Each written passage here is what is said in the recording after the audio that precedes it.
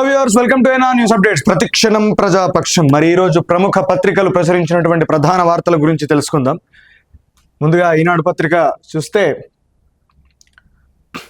ఇచ్చిపుచ్చుకునే ధోరణితోనే పరిష్కారాలు సాధ్యం, గొడవలతో అభివృద్ధికి ఆటంకం, రెండు రాష్ట్రాల మధ్య వివాదాలు ఉంటే నష్టమే ఎక్కువ, ఉభయ రాష్ట్రాల సమస్యల్ని ఒక దారికి తెస్తాం, తెలంగాణ ముఖ్యమంత్రి రేవంత్ రెడ్డి బాగా పనిచేస్తున్నారు, ఏపీలో అభివృద్ధికి అడ్డుపడే భూతాన్ని భూస్థాపితం చేస్తాం, కార్యకర్తల ఆత్మీయ సమ్మేళనంలో తెలుగుదేశం పార్టీ అధినేత ఏపీ సీఎం చంద్రబాబు నాయుడు.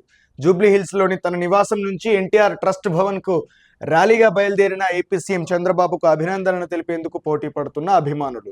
2047కి భారతదేశం ప్రపంచంలోనే నెంబర్ 1గా ఉంటుంది. అందులో నెంబర్ 1 కమ్యూనిటీగా తెలంగాణ, ఏపీలలోని తెలుగు జాతి ఉండాలి. ప్రపంచంలో భారతీయులు అగ్రగామిగా నిలవాలి. అందులో 30 నుంచి 35% మంది తెలుగువారు చోటు సాధించాలి. తెలుగువారు గ్లోబల్ లీడర్లుగా అగ్రగాములుగా ఉండాలి. ఏపీ సీఎం చంద్రబాబు దాదాపు 40 సంవత్సరాల సుదీర్ఘమైనటువంటి రాజకీయ చరిత్ర కలిగినటువంటి చంద్రబాబు నాయుడు గారు అసలు మీకంటే ఎక్కువ కాలం నవీన్ పట్నాయక్ తర్వాత ఎక్కువ కాలం సీఎంగా పనిచేసినటువంటి వ్యక్తి మీరే కావచ్చు. మరి ఈ 40 ఏళ్లలో మీరు ముఖ్యమంత్రిగా ఉమ్మడి ఆంధ్రప్రదేశ్కు, ఆ తర్వాత విభజిత ఆంధ్రప్రదేశ్కు ముఖ్యమంత్రిగా ఉన్నప్పుడు మీరు చేసినటువంటి అభివృద్ధి ఏమిటి? మరి అప్పుడు ఎందుకు కాలే ఈ యొక్క తెలుగు జాతి మరి ఈ భారతదేశంలోనే మరి అగ్రగామిగా ఎందుకు కాలేదు? అప్పుడు ఎందుకు కాలేకపోయింది? ఇప్పుడు కొత్తగా అయ్యేదేముంది? ఆపరేషన్ గ్రీన్ హంట్ అని, గ్రే హౌండ్స్ని కంటిన్యూషన్ కానీ అంతా అమెరికా పెట్టుబడిదారీ విధానానికి చాలా అనుగుణంగా పనిచేసినటువంటి వ్యవస్థ, వ్యక్తిత్వం మీరు కదా. అసలు ఒక ముఖ్యమంత్రి మీద కొన్ని పదుల సార్లు ఒక అటాక్ ప్లాన్ చేయడం అనేది ఏపీసీ మీరే అన్నారు కదా మొన్న. నేను ఆంధ్రప్రదేశ్లో ఎక్కడైనా పర్యటిస్తున్నా అని చెప్పానంటే రాష్ట్రం మొత్తం రెడ్ అలర్ట్ ఉండేది, ఇంటి నుంచి బయలుదేరినా అని చెప్పానంటే మీకు ఎంత థ్రెట్ ఉండేది? ఎందుకు ఆ వ్యతిరేకత అనేది ఎందుకు వచ్చింది? నక్సలైట్లు 2 సార్లు మిమ్మల్ని దారుణంగా హతమార్చడానికి ఎందుకు ప్రయత్నం చేసిర్రు? ప్రజా వ్యతిరేక పాలన వల్లనే కదా. వందలాది మందిని ఇష్టం వచ్చినట్లు ఎన్ని కష్టాలకు గురి చేశారు, ఎన్ని నష్టాలకు గురి చేశారు, చంపేశారు కదా. చంపమని ఆర్డర్లు ఇచ్చారు కదా జిల్లా ఎస్పీలకు.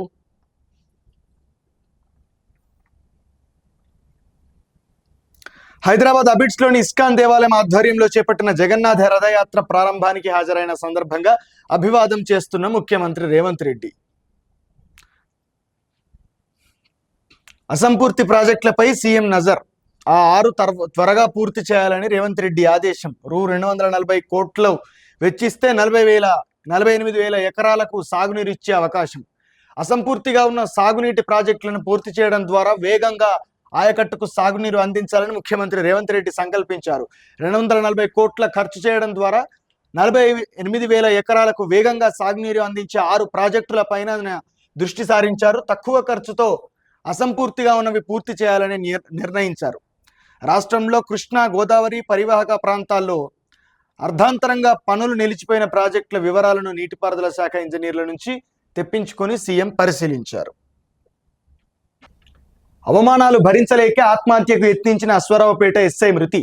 మరణవార్త విని గుండెపోటుతో మేనత్త కనుమూత. పై అధికారి సిబ్బందిపై చేసిన ఆరోపణల వీడియో వైరల్. భద్రాద్రి కొత్తగూడెం జిల్లా అశ్వారావుపేట ఎస్ఐ ఆత్మహత్య ఉదంతం కలకలం రేపింది. తన భర్త మృతికి సిఐ జితేందర్ రెడ్డి, కానిస్టేబుల్ శేఖర్, సన్యాసి నాయుడు, సుభాని, శివనాగరాజులే కారణమని ఎస్ఐ భార్య కృష్ణవేణి హైదరాబాద్ మలక్పేట పోలీస్ స్టేషన్లో ఫిర్యాదు చేయడం జరిగింది. చికిత్స పొందే సమయంలో శ్రీను తనకు ఎదురైన అనుభవాలను కుటుంబ సభ్యులతో పంచుకున్న వీడియో సామాజిక మాధ్యమాల్లో వైరల్ కావడం చర్చనీయాంశమైంది. వారం కిందట ఆత్మహత్యకు యత్నించిన ఎస్ఐను ప్రాథమిక చికిత్స అనంతరం వరంగల్ ఎంజీఎంకు, అక్కడి నుంచి హైదరాబాద్లోని ఓ కార్పొరేట్ ఆసుపత్రికి తరలించారు. అక్కడ చికిత్స పొందుతూ కన్నుమూశారు. శ్రీను మరణవార్త తెలియగానే ఆయన మేనత్త వరంగల్ జిల్లా దుగ్గొండి మండలం నాచినపల్లికి రాజమ్మ గుండెపోటుతో కన్నుమూశారు. వరంగల్ జిల్లా నల్లబెల్లి మండలం నారకపేటకు చెందిన శ్రీను 2014 బ్యాచ్కు చెందినవారు. ఈయనకు తొలి పోస్టింగ్ భద్రాద్రి కొత్తగూడెం జిల్లాలో దక్కింది. పలు స్టేషన్లలో బదిలీలపై వచ్చారు. మరో ఏడాదిలో ఆయనకు సిఐగా పదోన్నతి లభించగా ఆ తరుణంలో బలవన్మరణానికి పాల్పడ్డారు. మృతుడికి భార్య, కుమార్తె, కుమారుడు ఉన్నారు. అశ్వారావుపేట స్టేషన్ అధికారి, కానిస్టేబుల్ తన పట్ల అవమానకరంగా వ్యవహరించారని, కులం పేరుతో దూషించారని ఎస్ఐ శ్రీను తన వీడియో సంభాషణలో ఆవేదన వ్యక్తం చేశారు. కానిస్టేబుల్ ఆ తర్వాత కానిస్టేబుల్ అంటే ఎస్ఐ కంటే కింది స్థాయి అధికారులే కదా. కానిస్టేబుల్లో అదేవిధంగా ఎస్ఐ మీద ఉండేటువంటి సిఐ పై స్థాయి అధికారి ఈ విధంగా కులం పేరుతో ప్రవర్తించడం ఒక మనిషి యొక్క బలవన్మరణానికి కారణమైంది అంటే ఈ దేశంలో ఇంకా కులం ఎక్కడదండి, ఇంకా ఇది ఎక్కడదండి, అసలు ఈ వివక్ష ఎక్కడదండి అని చెప్పి మాట్లాడే వాళ్ళకు మరి ఈ విషయం ఒక ఎస్ఐ, ఒక బాధ్యత గల ఒక పోలీస్ అధికారి ఈ విధంగా అవమానాలు భరించలేక ఆత్మహత్య చేసుకొని చనిపోవడం కుల వివక్ష వల్ల, కులం కారణం వల్ల అంటే ఇంకా ఎంత దారుణమైనటువంటి స్థితికి సమాజం దిగజారుతుందో మనం అర్థం చేసుకోవాలి. ఇంత ఘోరమా? నేల పొరల్లోనే గంగమ్మ, ఆశాజనకంగా లేని వర్షాలు, పైకి రాని జలాలు. జూన్ రాష్ట్ర సగటు భూగర్భ జలమట్టం 9.90 మీటర్లు, గత ఏడాదితో పోల్చితే 1.23 మీటర్ల దిగువకు. వానాకాలం ప్రారంభమైనప్పటికీ ఇప్పటికీ కూడా ఋతుపవనాలు కానీ అదేవిధంగా తుఫాన్లు కానీ ఏ విధమైనటువంటి ప్రభావం చూపెట్టలేకపోయాయి. మరి మన రాష్ట్రంలో ఈ సంవత్సరం నిజంగా చాలా తక్కువ స్థాయిలో వర్షాలు నమోదవుతున్నాయి. వర్షం పడడం నిజంగా ఒక గగనంగా మారిపోయినటువంటి పరిస్థితి. కరీంనగర్ జిల్లా గంగాధర మండలం లక్ష్మీదేవిపల్లి గ్రామానికి చెందిన బోడపట్ల మల్లవాని రుద్రాలు మిరపనారు అలికి ఇంటి పక్కన ఉన్న 3 గుంటల్లో నాటుకున్నారు. కొన్ని రోజులుగా వర్షపు చినుకులు రాకపోవడంతో ఆ మొలకలు ఎండిపోతున్నాయి. వాటిని దక్కించుకోవాలన్న ఆశతో ఇలా పైపు ద్వారా నీటిని అందించే ప్రయత్నం చేస్తున్నారని ఇక్కడ మరి ఒక వార్తను ఈనాడు పత్రిక ప్రచురించింది. ప్రఖ్యాత పూరిక్షేత్రంలో జగన్నాథుడి రథయాత్ర ఆదివారం నేత్రపర్వంగా జరిగింది. అశేష భక్తవాహినితో పాటు రథాన్ని రాష్ట్రపతి ద్రౌపది ముర్ము సైతం లాగారు. 31,382 గ్రూప్ 1 మెయిన్స్ కి అర్హత సాధించిన వారు. ఒక్కో పోస్టుకు 50 మంది అభ్యర్థులు.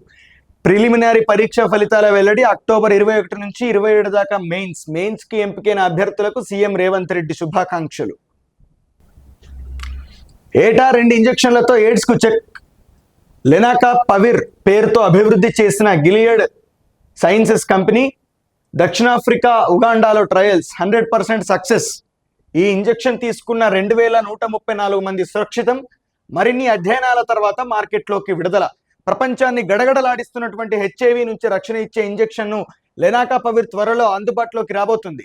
ఏటా 2 సార్లు ఈ ఇంజెక్షన్ ఇవ్వడం ద్వారా ఈ వైరస్ కు చెక్ పెట్టవచ్చు. నిజానికి హెచ్ఐవిని నిరోధించే 2 రకాల మాత్రలు ప్రస్తుతానికి అందుబాటులో ఉన్నాయి. మొదటిది 2012లో అమెరికా ఆహార ఔషధ నియంత్రణ సంస్థ అనుమతి పొందిన ట్రువాడా మాత్ర, రెండోది 2016లో అందుబాటులోకి వచ్చిన డెస్కోవి. ఆ రెండింటితో పోలిస్తే క్లినికల్ ట్రయల్స్లో ఈ ఇంజెక్షన్ 100% విజయవంతం కావడం గమనార్హం. ఈ ఔషధం హెచ్ఐవి క్యాప్సిడ్ ను ధ్వంసం చేయడం ద్వారా వైరస్ తన సంఖ్యను పెంచుకోకుండా చేస్తుంది. ఆఫ్రికా దేశాల్లో చాలా మంది మహిళలు అత్యాచారాలకు గురై ఎయిడ్స్ బారిన పడుతున్న నేపథ్యంలో ఈ ఇంజెక్షన్ క్లినికల్ ట్రయల్స్ ను సౌత్ ఆఫ్రికాలోని 25 ప్రాంతాల్లో, ఉగాండాలోని 3 ప్రాంతాల్లో నిర్వహించారు. ట్రయల్స్ లో భాగంగా 5,000 మంది మహిళలకు మరి యొక్క ట్రయల్స్ అనేవి ట్రయల్ చెక్ అని చేయడం వల్ల దాదాపు 100% సక్సెస్ అనేది, ఇక్కడ సక్సెస్ రేట్ అనేది 100%గా ఉండడము మరి ఇక్కడ ఈ యొక్క కంపెనీ అనేది వెల్లడించింది.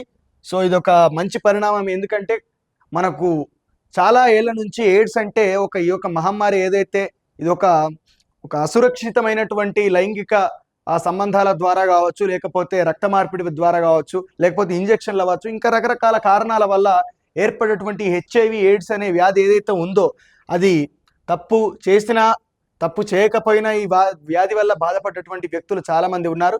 కానీ ఈరోజు శాస్త్రవేత్తల యొక్క అధ్యయన ఫలితము మరి ఎయిడ్స్కి చెక్ పెట్టేందుకు ఇక్కడ ఒక వ్యాక్సిన్ని కనుగొనడం, మరి అది 100% సక్సెస్ కావడం అనేది నిజంగా చాలా గొప్ప విషయము. ఎయిడ్స్ డే అనేది మరి ఇది సక్సెస్ అయిన తర్వాత, ఇది మార్కెట్లోకి వచ్చిన తర్వాత ఏ రోజు వస్తుందో దాన్ని ఎయిడ్స్ డేగా నిర్ణయించాలి.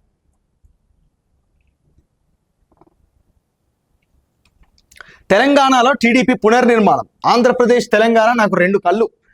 రేవంత్ రెడ్డి పాలనలో అభివృద్ధిలో తెలంగాణ. నేను జైల్లో ఉన్నప్పుడు గచ్చిబౌలిలో పెట్టిన సభకు ఎప్పటికీ మరువను. ఎన్టీఆర్ భవన్లో టీడీపీ అధినేతను ఘనంగా సన్మానించిన నేతలు. చంద్రబాబును కలిసిన మంత్రి తుమ్మల, బీఆర్ఎస్ ఎమ్మెల్యేలు ప్రకాష్ గౌడ్, అరకెపూడి గాంధీ కూడా. తెలంగాణలో టీడీపీ పునర్నిర్మాణం చేస్తారంట చంద్రబాబు నాయుడు గారు. ఆయన జైల్లో ఉన్నప్పుడు గచ్చిబౌలిలో సభ పెట్టింది మీ సామాజిక వర్గం వాళ్ళు, ఆంధ్ర వాళ్ళు తప్పించి తెలంగాణ ప్రాంతం వాళ్ళు కాదు. ఎందుకంటే తెలంగాణలో మీరు చేసినటువంటి అరాచకం అనేది ప్రతి ఒక్కరం కూడా చూసినాము. తెలంగాణ అనేది ప్రత్యేక రాష్ట్రంగా ఏర్పడడానికి కారణమే మీరు. మీరు ఇక్కడ ఉన్నటువంటి పరిశ్రమలను, ఇక్కడ ఉన్నటువంటి భూములను పూర్తిగా అమ్మేసి మీ యొక్క సామాజిక వర్గానికి మీకు కట్టబెట్టుకొని పెట్టుబడిదారీ వ్యవస్థను దారుణంగా ప్రోత్సహించి ఇక్కడ తెలంగాణలో ఉన్నటువంటి ఆస్తులన్నింటినీ కూడా తాకట్టు పెట్టి అమ్మేసి ఇక్కడ తెలంగాణ ప్రాంతంలో ఉన్నటువంటి నిరుద్యోగులకు ఉద్యోగాలు లేకుండా చేసి ఇక్కడ ఈ ప్రాంతం పట్ల వివక్షను చూపించి ఇక్కడ అభివృద్ధి లేకుండా చేస్తేనే కదా, పరిశ్రమలన్నింటినీ మూసేస్తేనే కదా ఈరోజు తెలంగాణ ప్రత్యేక రాష్ట్రం కావాలని చెప్పి మలిదశ ఉద్యమం మొదలైంది.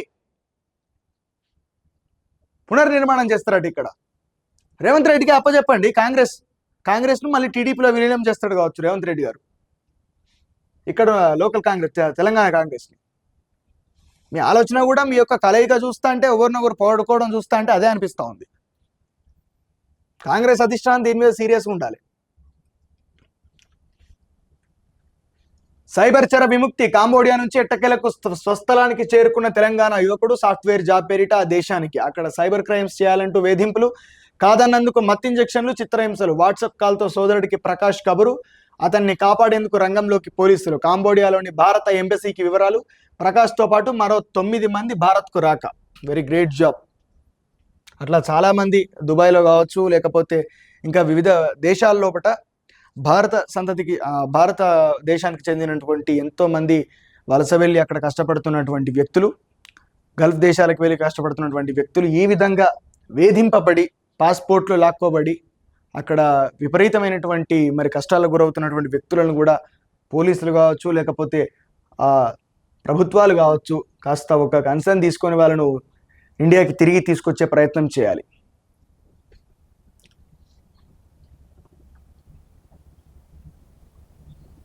నేడు ఏపీకి రేవంత్ రెడ్డి వైఎస్ఆర్ జయంతి కార్యక్రమంలో పాల్గొనడం కోసం ముఖ్యమంత్రి వెంట వెళ్లనున్న డిప్యూటీ సీఎం. మంత్రులు, టీపీసీసీ చీఫ్గా 3 ఏళ్లు పూర్తి చేసుకున్నటువంటి రేవంత్. బలిపీఠంపై రైతు 24 గంటల్లో 4 అన్నదాతల ఆత్మహత్య. కాలం కలిసిరాక సర్కారు సాయం అందక సాగకపోవడంతో అప్పులపాలు. రుణభారంతో 3 రైతులు, భూ సమస్యతో మరొకరు బలవన్మరణం. ఆత్మహత్యకు యత్నించిన మరో 2. ఆటో డ్రైవర్ బలవన్మరణం. మిర్యాలగూడలో రైలు కింద పడి ఆత్మహత్య. ఫ్రీ బస్సుతో ఆటో నడవక ఆర్థిక సమస్యలు. ఇదేనా కాంగ్రెస్ న్యాయం? అన్నదాతల ఉసురు తీస్తున్న రేవంత్ సర్కార్. అధికారుల నిర్లక్ష్యం వల్లే ప్రభాకర్ ఆత్మహత్య. రైతుకు అన్యాయం చేస్తే అగ్గి పుట్టిస్తాం బీఆర్ఎస్. ప్రభాకర్ కుటుంబానికి అండగా నిలుస్తాం పల్లా నిరంజన్ రెడ్డి. బీఆర్ఎస్ నేతల భరోసా. రైతు మృతిపై సమగ్ర విచారణకు డిమాండ్. బాధిత కుటుంబానికి రూ. 2 లక్షలు అందజేత. నమస్తే తెలంగాణ కథనంతో కదిలిన ప్రభుత్వం. రైతు కుటుంబానికి డిప్యూటీ సీఎం పరామర్శ. నిందితుడి ఇంట్లో బట్టి మీటింగ్ పై వివాదం. మీరు బట్టి విక్రమార్క గారు ఈరోజు ఇంత పెద్ద హెడ్లైన్ తోటి ఇక్కడ బీఆర్ఎస్ పార్టీ అక్కడికి వెళ్ళి పరామర్శించి 2 లక్షల సహాయం చేసేదానికంటే ముందే మీరు ఢిల్లీలో మీకు కావాల్సినటువంటి పోర్ట్ఫోలియోల గురించి అవన్నీ పక్కన పెట్టి ఒక రైతు తను బహిరంగ ఆత్మహత్య చేసుకున్నప్పుడు దాని గురించి స్పందిస్తూ మీ జిల్లాకు సంబంధించినటువంటి వ్యక్తి కాబట్టి ఆన్ ద స్పాట్లో మీరు రియాక్ట్ అయ్యి ఉంటే, ఆన్ ద స్పాట్లో మీ అధికారులు కానీ లేకపోతే స్వయంగా మీరే కానీ అక్కడికి వెళ్ళి ఉంటే ఈరోజు ఇలాంటి రాజకీయాలకు తాగు ఉండేది కాదు కదా. ఉప ముఖ్యమంత్రి గారు గుజరాత్ను మించి తెలంగాణ అభివృద్ధి. దశాబ్ద కాలంలో అనూహ్య ప్రగతి. తలసరి ఆదాయంలో దేశంలోనే నెంబర్ 1. విభజన సమయంలో ఏపీ తెలంగాణ మధ్య తలసరి ఆదాయం 35% వ్యత్యాసం. 10 ఏళ్లలో 44% పెరిగిన అంతరం. తెలంగాణలో టీడీపీకి పూర్వ వైభవం తెస్తాం. 2 తెలుగు రాష్ట్రాలు నాకు 2 కళ్ళు. ఎన్టీఆర్ ట్రస్ట్ భవన్లో టీటీడీపీ నేతలతో బాబు. గుజరాత్ మించి తెలంగాణ అభివృద్ధి. దశాబ్ద కాలంలో అనూహ్య ప్రగతి ఎట్లా సాధించింది? ప్రత్యేక రాష్ట్రంగా ఏర్పడ్డది కాబట్టి సాధించింది. మీలాంటి వ్యక్తులు పరిపాలించలేదు కాబట్టి సాధించింది. ఇక్కడ ఉమ్మడి ఆంధ్రప్రదేశ్ లేదు కాబట్టి ఆ ఉమ్మడి ఆంధ్రప్రదేశ్కి మీరు ముఖ్యమంత్రిగా లేరు కాబట్టే ఈరోజు తెలంగాణ ఇంత గొప్ప ప్రగతిని సాధించగలిగింది. అది ఓకే, మేము ఒప్పుకుంటాం కావచ్చు, మేము అనుకుంటాం దొరపాలన జరిగింది, గడిల పాలన జరిగింది, కానీ అమాత్రం అభివృద్ధి మాత్రం ప్రత్యేక రాష్ట్రం వల్ల మాత్రమే సిద్ధించింది. మీ కాంపౌండ్ నుంచి వచ్చిర్రు, మా పార్టీ వీళ్ళందరినీ తయారు చేసింది, ఇవన్నీ చెప్పుకోవడం బంద్ చేయండి. నేనే డెవలప్ చేసిన హైదరాబాద్ను, నేనే కట్టినా, చార్మినార్ నేనే కట్టినా, హుస్సేన్ సాగర్ నేనే కట్టిన, ఇవన్నీ బంద్ చేస్తే కొంచెం బాగుంటుంది. మీరు నిజంగా చేసింది చెప్పుకోండి, తప్పించి ఇవన్నీ వద్దు. రైట్, ఇవి ఈనాటి ప్రధాన వార్తాంశాలు. రేపటి మార్నింగ్ న్యూస్లో మళ్ళీ కలుసుకుందాం. Thank you.